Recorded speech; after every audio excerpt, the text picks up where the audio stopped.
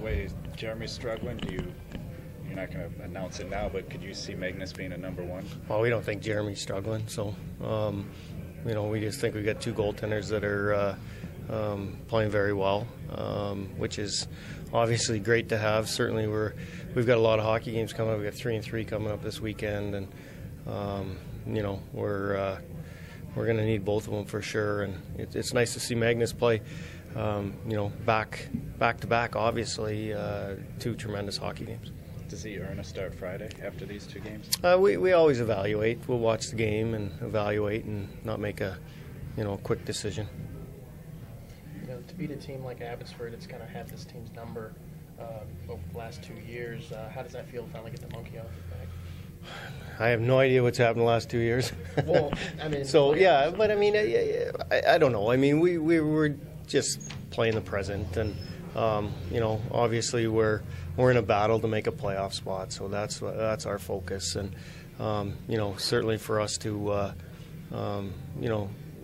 we talked to the group about we've probably got to play win two out of every three hockey games that we play, so that's kind of our short-term goal, and obviously we got to continue to play well in order to make the playoffs. And you had that tough start, get outshot. I believe it was 16-5 in the first period. Yeah.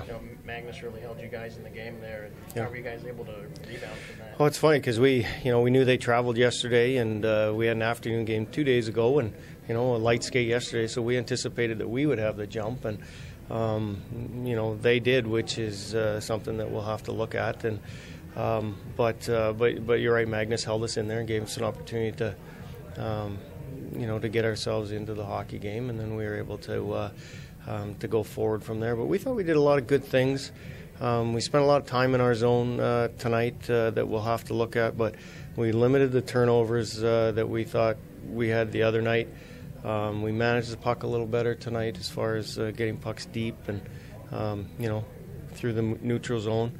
So we did a lot of positive things.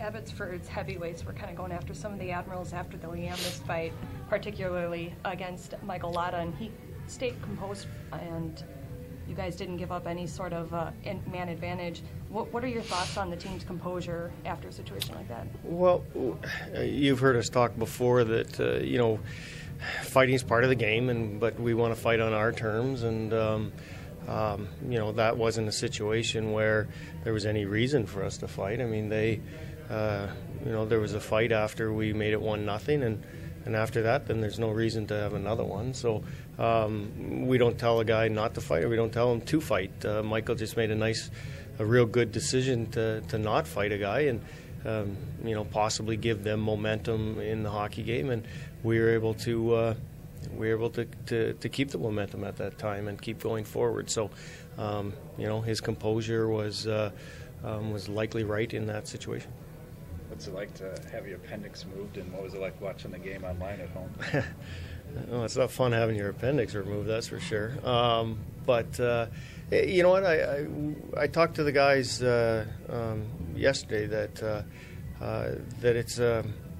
We talk to them a lot of times about, sometimes it's nice to sit out, not nice to sit out, but you get a different perspective as a hockey player. If you sit out, you watch, you can come back refreshed. As a coach, you get a totally different perspective watching on TV, and or if I was up in the stands and I was able to watch the entire game and see some of the things that we were doing, some of the body language of the players, and was able to have a different perspective when I came into the meeting yesterday. Stan was able to do the regular video meeting, and then I was able to chat about some of the things that I saw on the video from the perspective of somebody watching the game and not being behind the bench. So I enjoyed it. I certainly do not want to be there. I'd rather be behind the bench, but it was certainly a different perspective.